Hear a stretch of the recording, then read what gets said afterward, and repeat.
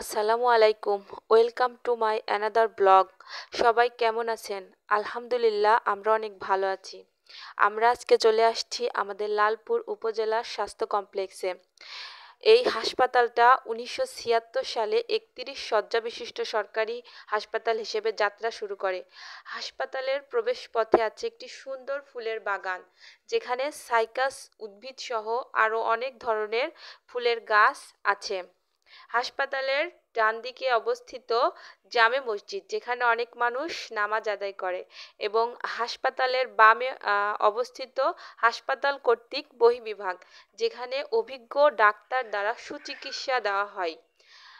হাসপাতালের প্রবেশপথে পাশেই একটি ছোট্ট চায়ের দোকান আছে।